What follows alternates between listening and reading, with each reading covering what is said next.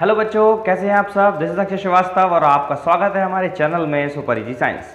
आज हमारा टॉपिक है हमारी यूनिट का लास्ट टॉपिक, जिसको हम बोलते हैं कोरोजन एंड रेंसिडिटी। तो हम बात करते हैं सबसे पहले कोरोजन की कि कोरोजन क्या होता है। तो बच्चों, आसान भाषा में समझने की कोशिश करो कि जब भी हमारा मेटल खराब हो जाएगा, जब भी हमारा मेटल लोहा हो या फिर वो कॉपर हो या फिर वो कोई सिल्वर हो, तो जब भी हमारा मेटल खराब होगा तो उसको हम क्या बोलेंगे? कोरोजन। और जब हमारे खाने पीने की चीज़ें खराब होती, खाने की चीज़ कोई खराब होती हैं, तो उसके लिए वर्ड यूज़ किया जाता है रेंसिडिटी। तो आज हमें जानना है हमारा मेटल कैसे खराब होता है और उसे हम कैसे बचा सकते हैं खराब होने से। इन दोनों के बारे में हम बात करेंगे और साथ ही साथ हम रेंसिडिटी में भी बात करेंगे कि रेंसिडिटी होती कैसे, हमारा खाना खराब कैसे होता है और हम खाने को खराब होने से कैसे बचा सकते हैं। इन सभी चीजों के बारे में हमें डिस्कशन करना है। तो let me discuss about first corrosion. तो यहाँ पर डेफिनेशन लिखी हुई है कि the phenomenon due to which metal are slowly eaten away by the reaction of air, water, chemicals present in the atmosphere called corrosion. भाई क्या बात कह रहा है कि कोरोजन एक ऐसा फिनोमेना है, एक ऐसी प्रोसेस है जिस प्रोसेस में होता क्या है बच्चों? Metal are eaten away. हमारा जो मेटल है, हमारा जो लोहा है, वो खराब हो जाता है। ईटन अवे का मतलब वो बेकार हो गया, टूट गया, उससे निकल गया। मतलब मान लीजिए आपके पास लोहा था, है ना, एग्जाम्पल के तौर पर आपके पास एक लोहा था। कुछ समय के बाद आप देखोगे कि उसके ऊपर एक रेडिश कलर का पाउडर आ जाता है और वो पाउडर धीरे धीरे करके उसमें से निकल के गिरता रहता है। मतलब आपका जो मेटल था उसमें से ईटन अवे, मतलब वो थोड़ा थोड़ा टूटता जा रहा है और वो जो टूट रही है रेडिश पाउडर जो है वो लेयर उसमें से निकल के हटती जा रही है। तो मतलब आपका जो लोहे का मटेरियल था वो खराब होता जा रहा है। तो वही प्रोसेस है, ये एक ऐसा फिनोमेनन है जिसमें हमारा मेटल जो है वो धीरे धीरे समय के साथ साथ खराब हो जाता है। और किसकी वजह से खराब होता है? एयर, जो हमारी एयर है उसमें बहुत सारी गैसेस होती हैं, ऑक्सीजन भी होती है, नाइट्रोजन भी होती है, सल्फर डाइऑक्साइड, बहुत सारी गैसेस हैं, है ना, कार्बन डाइऑक्साइड। तो ऐसी ढेर सारी गैसेस होती हैं हमारे एटमॉस्फेयर में। तो वो जो एयर है उसकी वजह से, जो पानी है, जो वाटर है, और साथ ही साथ जो केमिकल्स हमारी एटमॉस्फेयर में प्रेजेंट होते हैं, इन सभी चीज़ों की वजह से हमारा जो मेटल है वो खराब होता है और इस प्रोसेस को कोरोजन कहा जाता है। अब जरा एग्जाम्पल समझने की कोशिश करो बच्चों। आपने लोहे के ऊपर रेडिश परत जरूर देखी होगी। आपके जैसे कहीं भी गेट वेट लगा हो या फिर भाई कहीं भी आप जो बेंचेस पे बैठते हो स्कूल में, तो वहाँ पर भी आप देख सकते हो कि आपकी जो बेंचेस हैं, है ना, या फिर जो गेट्स हैं, वो जो लोहे के बने हुए हैं, तो उन पर अगर पेंट नहीं हो रहा है तो वो रेडिश कलर की उनके ऊपर एक लेयर आ जाती है ना। अच्छा, कॉपर जो होता है, सबके घर में तांबे के बर्तन होते हैं, है ना, कॉपर पे एक शाइनिंग होती है, बहुत शाइन करता है कॉपर जब वो नया होता है। पर समय के साथ साथ वो हल्का सा ग्रीनिश लेयर उसके ऊपर आ जाती है। एक्चुअली वो ग्रीन कलर होता है पर वो समय के साथ साथ हमें ब्लैक दिखने लगता है ना। तो हमारा जो कॉपर है वो ग्रीनिश लेयर में बदल जाता है। साथ ही साथ आपके पास अगर सिल्वर की कोई चीज़ है, आपके घर में कोई गहने वगैरह हों, सिल्वर कलर की कोई भी चीज़ हो, मम्मी की पायल वगैरह हो या फिर बिछूड़ी हो, है ना, या फिर तुम कड़ा पहनते हो, है कि नहीं, तो उस चांदी की जो भी आपके पास मटेरियल है, उस मटेरियल के ऊपर ना आपको ब्लैकिश कलर की लेयर दिखेगी, है ना। आज नहीं दिख रही, कुछ समय बाद दिखेगी। तो वो जो ब्लैकिश लेयर उसके ऊपर आ जाती है। तो इन सभी चीज़ों के बारे में हम जान जाएंगे। आज डेफिनेशन आपके समझ में आ गई है। अब हम बात करते हैं कि ये जो चेंजेस थे ये क्यों हो रहे हैं। हाँ तो बच्चों, बात करते हैं। तो सिल्वर के ऊपर क्या आता जा रहा है? धीरे धीरे सल्फर इकट्ठा होता जा रहा है और वो सिल्वर के साथ रिएक्शन करता जा रहा है और क्या बना रहा है बच्चों? Silver sulphide. एक बार देखते हैं कि सिल्वर सल्फाइड कैसे बना होगा। भाई Ag के ऊपर पॉजिटिव का चार्ज, सल्फाइड के ऊपर 2 का नेगेटिव का चार्ज, ये 1, ये लिखो 2, 1 जाएगा इसके पास, 2 जाएगा इसके पास, Ag2S। ठीक है बच्चों, जो सिल्वर था हमारा उसका कलर कैसा था? ग्रे कलर था, है ना, लाइट ग्रे कलर होता है, सिल्वर कलर भी हम उसको बोल सकते हैं। तो उस सिल्वर के ऊपर सल्फर आया और एक लेयर बन गई सिल्वर सल्फाइड, जो किस कलर की होती है बच्चों? ब्लैक कलर की। तो इस तरीके से हमारा जो मेटल है वो खराब हो रहा है। चलिए नेक्स्ट बात करते हैं। जब कॉपर से कार्बन डाइऑक्साइड रिएक्शन करेगी तो वो क्या बनाएगी? Copper carbonate. एक बार देख लेते हैं कैसे बना कॉपर कार्बोनेट। कॉपर के ऊपर 2 का पॉजिटिव का चार्ज, कार्बोनेट के ऊपर 2 का नेगेटिव का charge, same charge cancel out इधर, फाइनली फॉर्म CuCO3। तो क्या बन गया? CuCO3। बहुत समझदार बच्चे हो आप। तो क्या बात समझ में आती है कि हमारा जो कॉपर था उसका कलर कैसा था बच्चों? ब्राउनिश कलर था। वो ब्राउनिश कलर समय के साथ साथ जब उसके साथ कोरोजन हुआ तो उसका कलर चेंज हो जाता है और वो चेंज जो कलर हुआ है वो किस कलर का होता है? ग्रीनिश कलर का। तो हमारा जो कॉपर है उसके ऊपर जो ग्रीनिश कलर की लेयर आई है वो काय की लेयर है बच्चों? कॉपर कार्बोनेट की। चलिए, तो इस प्रोसेस को भी क्या बोला जाएगा? कोरोजन। नेक्स्ट बात करते हैं हमारे मेटल की, लोहे की। आयरन जो था ना किस कलर का होता है बच्चों? ब्लैकिश कलर का होता है, पहले से ब्लैक कलर का होता है, डार्क ब्लैक कलर का। ब्लैक कलर का हमारा लोहा था। अब उससे क्या हुआ ना, ऑक्सीजन आके कंबाइन हुई और साथ ही साथ बच्चों पानी का मॉलिक्यूल भी आता है। तो सर पानी तो जमीन पे होता है, ऐसा उड़ के कैसे पहुंच गया उसके पास तक? तो बच्चों एवापोरेशन होता है। जब भी हमारा पानी उसके बॉइलिंग पॉइंट के पहले एवापोरेट हो जाए तो उस प्रोसेस को एवापोरेशन बोला जाता है ना। ह्यूमिडिटी भी आपने पढ़ा होगा, उमस जिसको आप बोलते हो, है ना। The amount of water which is already present in the atmosphere is called humidity. तो क्या बात समझ में आती है कि पानी की ड्रॉपलेट्स जो होती है ना वो ऐसे हमारे चारों तरफ घूम रही है, हमें नजर नहीं आती है। एग्जाम्पल के तौर पर देखो जरा कि आप कभी फ्रिज से बोतल निकालना और बोतल निकाल के रख देना, है ना।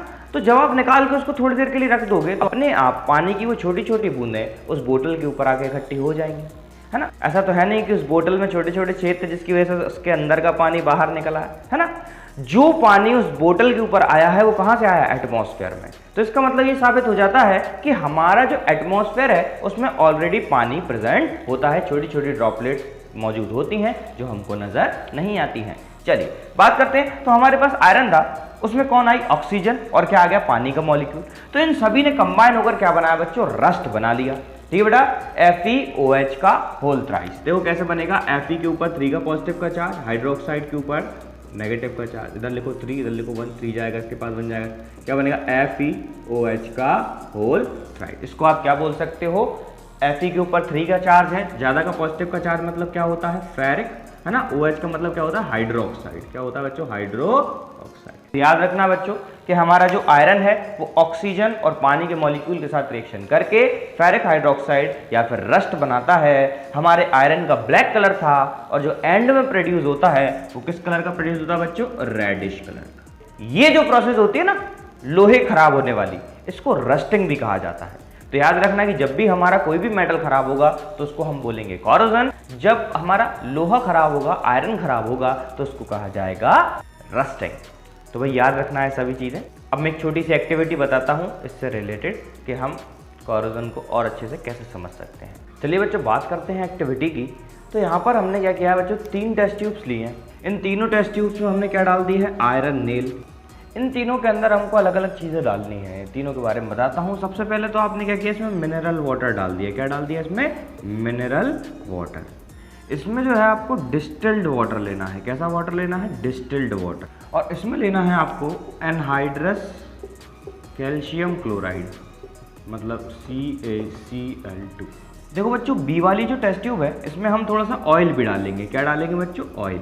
अच्छा, ऑयल का वजन जो होता है वो पानी के कंपैरिजन में कम होता है, इसलिए ऑयल जो है वो पानी के ऊपर फ्लोट करने लगता है।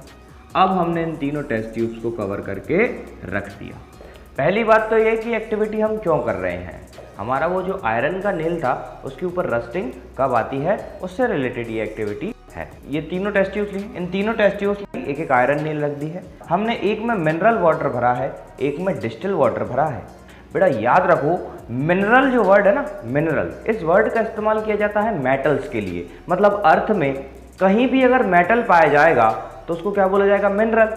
ठीक है सर, पानी में भी कहाँ लोहा लक्कड़ होता है? पानी में। अब अगर आपने पानी में मिनरल लिख रखा है, मिनरल वाटर लिख रखा है तो इस पानी में भी क्या होना चाहिए? मेटल होना चाहिए, है कि नहीं? तो सर हमें तो कुछ भी ऐसा फ्लोट करता हुआ नजर नहीं आता पानी में। पर बेटा आप ध्यान से देखोगे तो आपको देखने में नजर नहीं आएगा, पर एक्चुअलिटी में पानी के अंदर मिनरल्स होते हैं, पानी के अंदर मेटल्स होते हैं। मतलब salt of calcium and salt of magnesium पाए जाते हैं। Calcium chloride, calcium sulphate, magnesium chloride, magnesium sulphate. Example के तौर पर बेटा नल जो होते हैं उनके आसपास वाइट वाइट परत देखी होगी आपने, वाइट परत जम जाती है। अच्छा, बाल्टियों में भी आपने देखा होगा, बाल्टियों में पानी काफ़ी दिनों तक रखा रहे तो उसके आस पड़ोस में वाइट वाइट लेयर आ जाती है कि नहीं? तो जो वाइट वाइट लेयर आती है वो काय की लेयर होती है बेटा? सॉल्ट की लेयर होती है। और वो सॉल्ट किससे मिलकर बने हुए हैं? मेटल से मिलकर बने हुए हैं। इसलिए हमारे उस पानी को क्या बोला जाएगा? Mineral water. मतलब जिस पानी के अंदर मेटल पाया जाए वो मिनरल वाटर, और जिस पानी के अंदर मिनरल नहीं पाए जाए उसको क्या बोला जाएगा बच्चों? Distil water. डॉक्टर के पास जाते हो, वो इंजेक्शन लगाता है, तो इंजेक्शन लगाने के पहले वो जो पानी का इस्तेमाल करता है वो पानी डिस्टिल वाटर होता है। और साथ ही साथ ड्रिप लगते हुए देखी होगी, बोतल वगैरह चढ़ती है, बुखार आ जाता है, तो वो ड्रिप की जो बोतल आती है उन किसी बोतल के अंदर डिस्टिल वाटर ही भरा होता है। उस डिस्टिल वाटर में हम दवाई मिक्स कर देते हैं और वो दवाई फिर उस पेशेंट के पास तक पहुंच जाती है। सर ए टेस्ट ट्यूब में तो आपने सिर्फ पानी लिया है, बी वाली टेस्ट ट्यूब में आपने पानी भी लिया है, डिस्टिल वाटर भी लिया है, पर ऊपर से ऑयल भी डाल दिया है।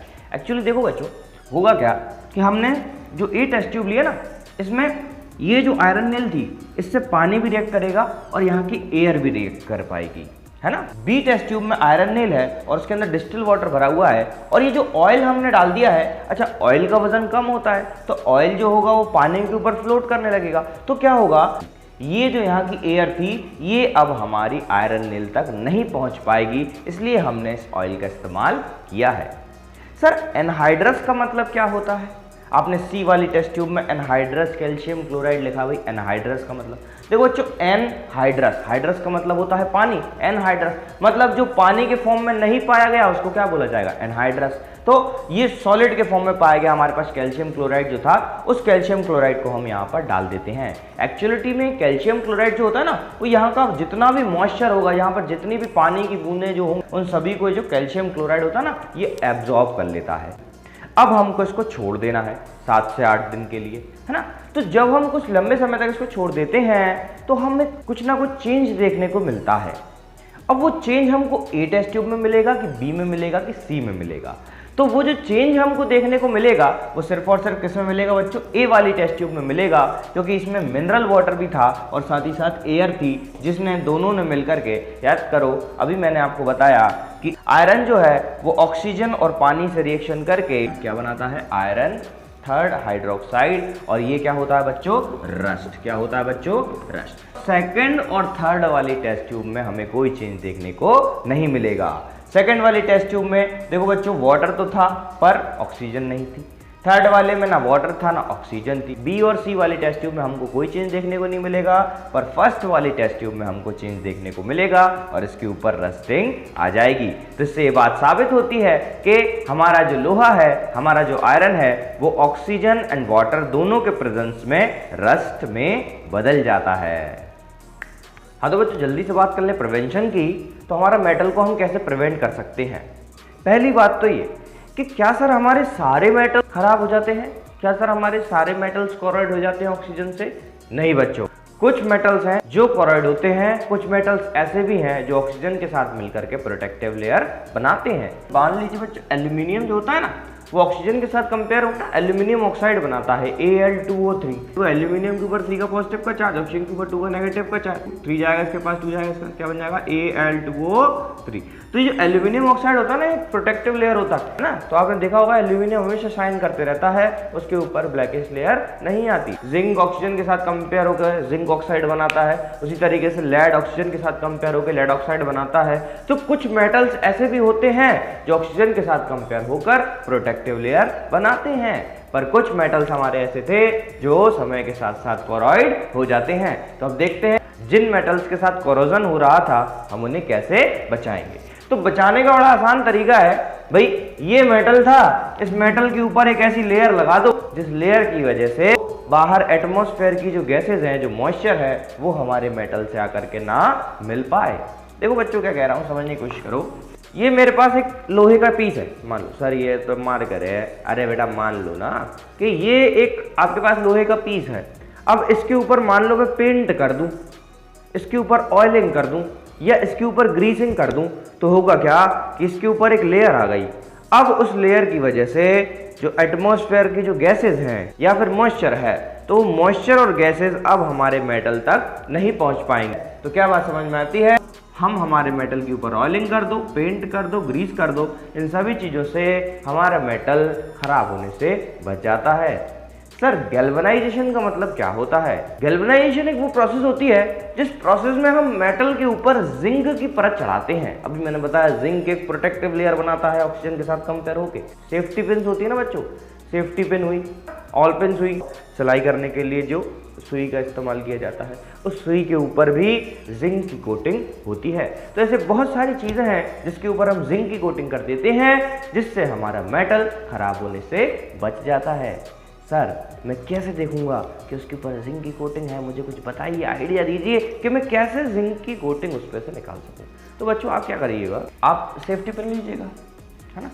सेफ्टी पिन में बड़ा देकर उसे कूट देना जोर से, और फिर आप जब उसमें बहुत सारा मारोगे तब जाकर उसमें से थोड़ी सी परत आपको हटती हुई नजर आएगी। या फिर हो सकता है कि तुम एक ही बार में ऐसा दो कि पूरी पिनी चपटी हो जाए, पिनी पूरी तहस नहस कर दो। कुछ भी कर सकते हो भाई, आप लोग बहुत खतरनाक। फिर इसको इमेजिन करो पिन है ये, है ना, इसमें खूब सारा जब आप मारोगे ना तो इसके ऊपर से जिंक की परत जो है वो हट जाएगी। और आप नोटिस करना कि जब ये जिंक की परत हट जाए तो 10 से 15 दिन बाद जो हमारा सेफ्टी पिन थी उसके ऊपर रेडिश परत आने लगती है, उसके ऊपर कोरोजन होने लगता है। तो क्या बात समझ में आती है? गैल्वेनाइजेशन वो प्रोसेस होगी जिस प्रोसेस में हमारे मेटल के ऊपर हम जिंक की कोटिंग करते हैं। अब नेक्स्ट हम बात करते हैं एलॉय। एलॉय बहुत इंपॉर्टेंट है। एलॉय बच्चों सबसे बेस्ट तरीका है आपके मेटल की जो प्रॉपर्टीज है उसको इंप्रूव करने के लिए। सर एलॉय का मतलब क्या होता है? A homogeneous mixture of metal और नॉन मेटल। सर ये क्या कह दिया आपने? अरे बच्चों हमारे पास एक मिक्सचर है जिसमें या तो मेटल होंगे या फिर मेटल और नॉन मेटल होगा। मतलब मेटल और मेटल मिलके एक सॉल्यूशन बना लें, है ना। ये कोई केमिकल रिएक्शन नहीं कर रहे हैं, है ना, ध्यान रखना। ध्यान सुनो बच्चों, केमिकल रिएक्शन करते तो उनके अंदर कुछ केमिकल बॉन्ड बनता, पर ये क्या बना रहे हैं? मिक्सचर। 9th क्लास में पढ़ा है ना, मिक्सचर आर इम्प्योर सब्सटेंस। हाँ, तो मिक्सचर का मतलब क्या है कि उनके बीच में केमिकल रिएक्शन नहीं हो रहा, but still they are combined, फिर भी वो एक दूसरे से जुड़े हुए हैं, है ना। तो क्या होता है? होमोजीनियस मिक्सचर का मतलब है कि होमोजीनियस मतलब इतने छोटे छोटे पार्टिकल्स हैं कि हम उन्हें अपनी आंखों से नहीं देख सकते। तो वो जो पार्टिकल्स होते हैं आपस में कंबाइन हो जाते हैं बहुत तेजी से, जैसे मेटल से कंबाइन हो जाएगा या फिर मेटल नॉन मेटल से कंबाइन हो जाएगा और कुछ एलॉय बनाएगा। एग्जाम्पल देखो बच्चों, ब्रॉन्ज मेडल जो मिलता है ना, सबसे फर्स्ट नंबर पे आता है उसको तो मिलता है गोल्ड, सेकंड पे आता है उसको मिलता है सिल्वर, और थर्ड नंबर पे जो भी आता है उसको ब्रॉन्ज मिलता है। तो what is bronze? Bronze is also alloy. Shoulder is also alloy. Sir हमारे यूटेंसिल्स तो स्टील के बने हुए हैं, तो बच्चों वो स्टील भी तो अलॉय है, वो थोड़ी ना प्योर मेटल है। स्टील भी जो आपने देखा होगा आज के समय पर रेनफोर्समेंट, सरिया भैया, रेनफोर्समेंट का मतलब होता है सरिया, इंजीनियर की लैंग्वेज में इसको रेनफोर्समेंट बोला जाता है। तो रेनफोर्समेंट जो है वो भी आजकल हम एलॉय के बनाते हैं। और भी एग्जांपल बता दो जरा हमको। तो ब्रास का नाम सुना बच्चों आपने, कांसा, वो भी एलॉय होगा। तो हम समय के साथ साथ मेटल की क्वालिटी को और ज्यादा इंप्रूव करने के लिए एलॉय बनाते जा रहे हैं। Very good. अब एक बार मैं इलेक्ट्रोप्लेटिंग और आपको समझा दूं कि व्हाट इज इलेक्ट्रोप्लेटिंग। इलेक्ट्रोप्लेटिंग में आज हम सीखेंगे कि हम कॉपर की प्लेटिंग करना, मान लो, है ना। आप कॉपर की जगह भाई गोल्ड की भी प्लेटिंग कर सकते हो, सिल्वर की भी प्लेटिंग कर सकते हो, जिंक की भी प्लेटिंग कर सकते हो, कैडमियम की भी कर सकते हो, और भी बहुत सारे मेटल्स, टिन की कर सकते हो। तो ऐसे बहुत सारे मेटल्स हैं जिनकी हम इलेक्ट्रोप्लेटिंग कर सकते हैं। हमने क्या किया है, एक बीकर लिया है। अब उस बीकर में हमने 2 रॉड डाल देनी है। सर ये क्या है? बैटरी है। तो बड़ा वाला साइड इस तरफ, तो ये वाला साइड कौन सी होगी? पॉजिटिव। और पॉजिटिव साइड को क्या बोलते हो बच्चों आप? एनोड। नेगेटिव, छोटी वाली साइड को क्या बोलते हो? नेगेटिव। तो ये वाली साइड क्या होगी? कैथोड। तो याद रखना है, एनोड पर हम क्या लगाएंगे? वो मेटल लगाएंगे जिस मेटल से इलेक्ट्रोप्लेटिंग करना है, और कैथोड पर हम वो वाला मेटल लगाएंगे जिस मेटल को इलेक्ट्रोप्लेटिंग करना है। अच्छा, यहां पर जो सॉल्यूशन लिया जाता है वो सॉल्यूशन उसी मेटल का लिया जाता है जिस मेटल से आप इलेक्ट्रोप्लेटिंग कर रहे हो। जैसे आप कॉपर से कर रहे हो तो कॉपर सल्फेट ले लो, कॉपर का ही सॉल्ट सॉल्यूशन होना चाहिए, है ना। आप सिल्वर की इलेक्ट्रोप्लेटिंग कर रहे होते तो सिल्वर का ही सॉल्ट सॉल्यूशन होता, है ना। आप गोल्ड की इलेक्ट्रोप्लेटिंग कर रहे होते तो गोल्ड का ही सॉल्ट सॉल्यूशन होता। तो जिस मेटल से इलेक्ट्रोप्लेटिंग करते हैं उसी का सॉल्ट सॉल्यूशन यहां पर लिया जाता है, जिसे इलेक्ट्रोलाइट कहा जाता है। अब होगा क्या बच्चों कि हमने मान लीजिए ब्रास था, उसके ऊपर कॉपर की परत चढ़ानी थी, तो हमने क्या किया बच्चों, जैसे ही इलेक्ट्रिक करंट पास किया। अच्छा, ये जो इलेक्ट्रोप्लेटिंग होती है ना, डिपेंड करती है आपकी करंट की स्ट्रेंथ के ऊपर। जितनी ज्यादा आपकी करंट की स्ट्रेंथ होगी ना, उतनी जल्दी ही इलेक्ट्रोप्लेटिंग होती है। तो क्या होता है बच्चों, जैसे ही हम करंट पास करेंगे ना, तो क्या होगा, कॉपर के ऊपर 2 का पॉजिटिव का चार्ज, सल्फेट के ऊपर 2 का नेगेटिव का चार्ज। तो हमारा कॉपर जो है ना यहाँ से कम होने लगेगा, टूटने लगेगा, है ना। ये वाली जो रॉड थी इसमें से कॉपर जो था निकलने लगा। कॉपर के ऊपर कैसा चार्ज होता है? Positive charge. और पॉजिटिव चार्ज कहाँ जाता है? नेगेटिव चार्ज के पास। तो कॉपर जो होगा वो इस तरीके से इसके ऊपर आने लगेगा, जमने लगेगा। तो इस तरीके से होता क्या है बच्चों, ये वाली रॉड तो समय के साथ साथ खत्म होती जाएगी, खत्म होती जाएगी, खत्म होती जाएगी, और ये वाली रॉड के ऊपर कॉपर की परत आ जाएगी, जिस प्रोसेस को हम बोलेंगे इलेक्ट्रोप्लेटिंग। बड़ा आसान तरीका है। याद रखने वाली बात ये है कि पॉजिटिव टर्मिनल पे हम क्या लगाएंगे? कॉपर की प्लेट। जिस मेटल से इलेक्ट्रोप्लेटिंग करना है उसे लगाएंगे एनोड पर, और जिस मेटल को इलेक्ट्रोप्लेटिंग करना है उसे लगाएंगे कैथोड पर। Very good. तो अब आप समझ गए हैं कोरोजन का पूरा तरीका कि कोरोजन कैसे होता है, कोरोजन से हमारे मेटल को हम कैसे प्रिवेंट कर सकते हैं। अब हम बात करते हैं रेंसिडिटी की। तो रेंसिडिटी वो प्रोसेस होती है जिसमें हमारा खाना खराब होता है। मैंने आपको बताया था खाना जब खराब होगा तो उसके लिए रेंसिडिटी वर्ड का यूज किया जाएगा। अब हम और ज्यादा डीपली जानते हैं कि what is rancidity. The process of slow oxidation of oil and fat present in the food material resulting in the change of smell and taste in them। क्या बात लिखी हुई है भैया कि ये वो प्रोसेस है जिस प्रोसेस में ऑक्सीडेशन होगा। किसका ऑक्सीडेशन होता है? Oil and fat present in the food item. भाई हमारा जो खाना होता है ना उसमें ऑयल भी पाया जाता है, उसमें फैट मॉलिक्यूल भी पाया जाता है। तो उन सभी चीजों से ना हमारी जो ऑक्सीजन है ना वो रिएक्शन कर लेती है। उसकी वजह से क्या होता है बेटा, जो रिजल्ट होता है ना, जो भी उसने रिएक्शन किया उसकी वजह से क्या होता है बेटा, हमारा जो खाना है उसमें एक चेंज आता है, उसमें एक बदलाव आता है। और वो बदलाव कैसा होता है कि उसकी स्मेल में और टेस्ट में चेंज आ जाता है। उसको रेंसिडिटी कहा जाता है। अब आपको आसान भाषा में समझने की कोशिश करो। आपका लंच मम्मा ने रखा है स्कूल के लिए, तो आपने क्या किया कि वो लंच को किसी न किसी वजह से भाई आप कहीं पर रख के छोड़ दिए। उसमें कुछ पराठे अराठे थे, एक दो, वो आप छोड़ दिए और वो लंच भी कहीं पे छूट के रह गया। अब आप आए, एक दिन हो गया भाई, 2 दिन हो गया, 3 दिन हो गया, वो लंच नहीं मिला। चौथे दिन आपको वो लंच मिल गया। वही प्यून वगैरह ने ढूंढ के उस लंच के बारे में आपको बताया। 4 दिन बाद अब जब आप उस लंच को खोलते हो तो उसकी स्मेल और उसके टेस्ट में बदलाव आ जाएगा। अरे भैया ऐसा नहीं करना, उसे खा लेना भैया, ऐसा नहीं करना, हमको हमें खाना नहीं है उसे, पर हम ये चीज नोटिस कर लेंगे हमारे खाने की स्मेल और टेस्ट दोनों चेंज हो गई हैं। और जब ऐसा हो जाए तो समझ जाइए क्या हो गया बच्चों, रेंसिडिटी। वाह बहुत समझदार हो। जल्दी से हम बात कर लेते हैं कि हम हमारे खाने को या फिर हम हमारे फूड आइटम को रेंसिड होने से कैसे बचा सकते हैं। तो अब हम बात करते हैं मेथड टू प्रिवेंट रेंसिडिटी। सबसे पहला जो तरीका होता है ना, बड़ा आसान तरीका है। देखो जरा, पैकिंग ऑफ फूड मटेरियल ना एयर टाइट कंटेनर। भैया ऐसे आपने कंटेनर के अंदर खाने को रख दिया जिसके अंदर एयर नहीं जा सकती। या फिर आप आसान भाषा में समझ सकते हो कि आपके पास मान लीजिए कुछ सामान था, कुछ खाने का मटेरियल था, आपने उसको पॉलिथीन में पैक किया और उसकी सारी हवा निकाल दी, तो उसको क्या बोला जाएगा? एयर टाइट कंटेनर, क्योंकि उसके अंदर एयर नहीं जाएगी। और जब ऑक्सीजन ही नहीं जाएगी तो ऑक्सीडेशन ही नहीं होगा और हमारा खाना खराब होने से बच जाएगा।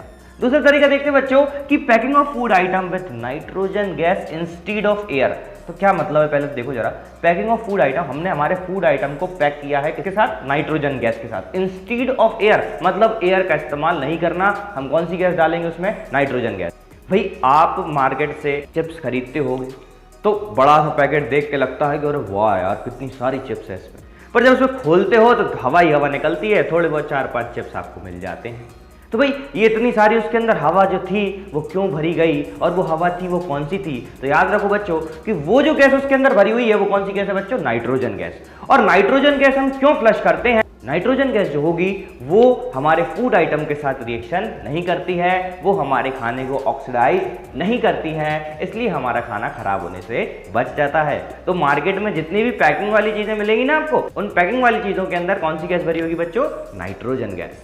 नेक्स्ट बात करते हैं, अगला क्या तरीका? Refrigerating of cook food at low temperature. भाई सब जानते हैं बात को, कम टेम्परेचर पे कम तापमान कर दिया हमने हमारे खाने का, किसके अंदर रख के? उसको रेफ्रिजरेटर के अंदर रख के। तो बहुत आसान है, सब जानते हैं कि हम हमारे खाने को खराब होने से बचाने के लिए रेफ्रिजरेटर में हमारा खाना रख देते हैं, जिससे उसका टेम्परेचर जो है वो कम हो जाता है, रेट ऑफ रिएक्शन कम हो जाता है, जिसकी वजह से ऑक्सीडेशन के जो चांसेस होते हैं वो कम हो जाते हैं। Avoiding food material from direct sunlight, बहुत इंपॉर्टेंट बच्चों। अगर हम हमारे खाने को डायरेक्ट सनलाइट में रख देंगे तो सनलाइट की वजह से वो फटाक से खराब हो जाएगा, है ना। लंच लीजिएगा, है ना, तो अपने दोस्त का ले सकते हो भाई जिससे दुश्मनी हो, ऐसा नहीं करना, मैं तो बता रहा हूँ एग्जाम्पल।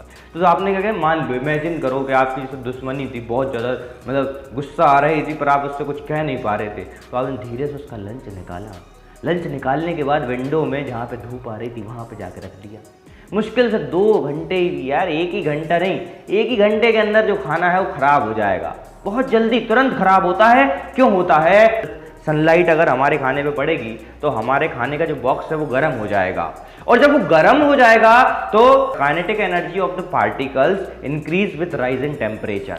क्या बात समझ में आती है कि हमारे जो पार्टिकल्स होते हैं ना, जैसे ऑक्सीजन गैस जो मॉलिक्यूल होते हैं ना, जब इन पर धूप पड़ती है ना, जब इन पर गर्मी पड़ेगी तो उस टेम्परेचर की वजह से क्या होते हैं, उनकी काइनेटिक एनर्जी बढ़ जाती है।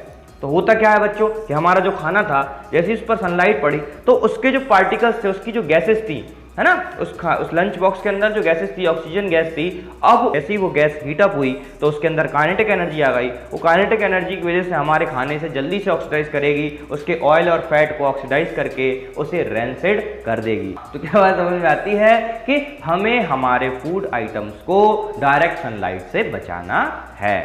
नेक्स्ट बात करते हैं बाय एडिंग एंटीऑक्सीडेंट। ये कुछ एंटीऑक्सीडेंट होते हैं जिनको हमारे जो फूड आइटम होते हैं उनके लिए स्पेशली बनाया गया है ना, जैसे BHA और BHT, butylated hydroxy anisole, butylated hydroxy toluene.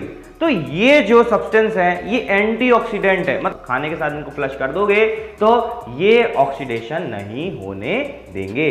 Antioxidant, oxidation नहीं होने दे रहे, एंटी, अरे बात समझ में। हाँ, तो इस तरीके से हम हमारे खाने को खराब होने से बचा सकते हैं। तो आज की वीडियो में इतना ही बच्चों, उम्मीद है आपको सारा समझ में आ गया होगा। ये जो हमारा चैप्टर है, फर्स्ट चैप्टर, वो खत्म हो चुका है। इसके ब्लूप्रिंट क्वेश्चन से रिलेटेड या फिर इसकी जो मेन एक्सरसाइज है उससे रिलेटेड मैं वीडियो बनाऊं, उससे रिलेटेड आप मुझे सजेस्ट कीजिएगा कि मैं बनाऊं या नहीं बनाऊं, है ना बच्चों। अच्छा, अब इसके बाद जो हम स्टार्ट करने वाले हैं वो है हमारा ऑप्टिक्स। अब हम ऑप्टिक्स के बारे में पढ़ेंगे। ऑप्टिक्स फिजिक्स की वो ब्रांच है जिसमें हम लाइट के बारे में, रिफ्लेक्शन, रिफ्रैक्शन के बारे में बात करते हैं। तो अब जो हमारा चैप्टर शुरू होगा वो होगा फिजिक्स का चैप्टर। तो आज की वीडियो में इतना ही, मिलते हैं हम नेक्स्ट वाली वीडियो में। जब तक के लिए नमस्कार, बाय बाय।